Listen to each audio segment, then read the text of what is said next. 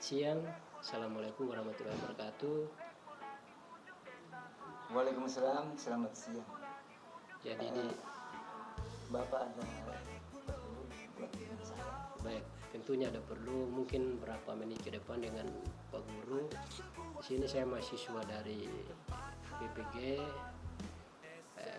Universitas Surabaya UNESA melakukan diagnosis awal terkait dengan proses pembelajaran nanti di kelas 7. Betul Bapak sebagai guru kelas di SMP 1 atau Kuatnya? Iya, saya sebagai guru mata pelajaran IPS yang mengajar di kelas 7 SMP 1 Pontianak. Kalau kelas 8, kelas 9? Kalau kelas 9, kelas 8 juga dan kelas 9 juga. 3 kelas itu saya belajar. Oke, baik, terima kasih. Di sini pertanyaan yang pertama terkait dengan aktivitas Bapak selaku guru IPS di SMP 1 Anak Kuatnya. Model atau cara belajar seperti apa yang Pak Guru terapkan lalu mendapat respon baik dari siswa atau siswa menyukai proses pembelajaran itu. Coba gambarkan proses Terkait untuk pembelajaran di ruangan di dalam kelas itu pertama-tama itu kita sudah masuk di kurikulum merdeka. Jadi kurikulum merdeka itu sudah mempersiapkan buku terus RPP-nya dan kemudian yang pertama itu RPP dulu. RPP kalau kita lihat tahun-tahun kebelakangan itu RPP itu menyulitkan, anggap saja banyak sehingga mempersulit juga. Tetapi sekarang RPP itu satu lembar untuk kurikulum merdeka. Dan namun hal ini kurikulum merdeka ini memperluas baik guru, murid juga belajar dengan senang hati karena sudah boleh dikatakan sudah sempit begitu, tidak luas lagi kayak kemarin-kemarin. Untuk itu dan saya belajar dengan anak-anak itu senang sekali dalam menyampaikan materi khususnya untuk IPS. Baik, terima kasih.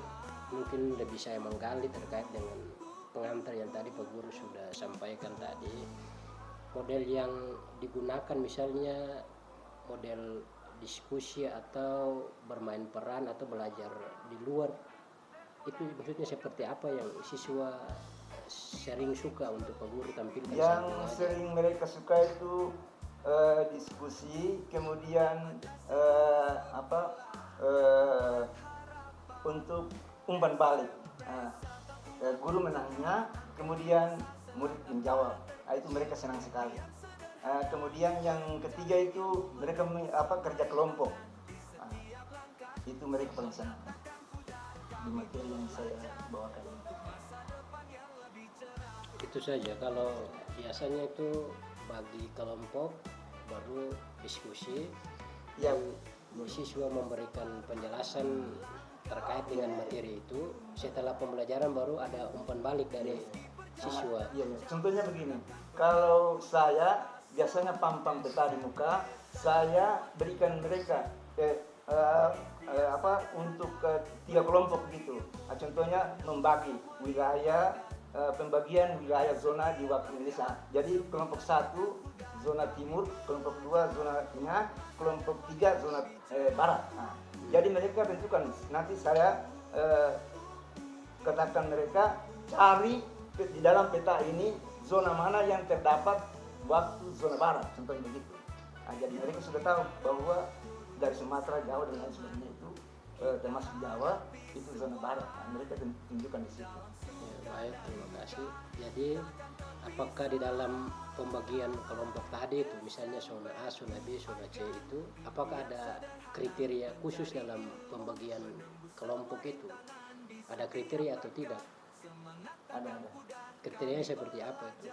Kriterianya seperti mereka ketua kelompoknya maju ke depan lalu menyampaikan materi yang mereka kerjakan tadi. Misalnya begini, kalau di sekolah-sekolah itu kan ada kelas A, kelas B, kan misalnya di sekolah-sekolah di kota sana. Berarti dari kelas A berarti kita sudah tahu bahwa pasti punya kemampuan sedikit di atas, lalu kelas B di bawah. Masuk di dalam kelas tadi saat pengajaran itu pembagian kelompok itu berstandar juga. Iya, iya. Siswa yang tidak mampu berbaur dengan yang mampu, sebaliknya atau bagaimana di Iya, kalau di situ sudah ada, kalau yang mempersulitkan itu mereka terlepas. Kalau yang tidak mempersulitkan mereka gabung.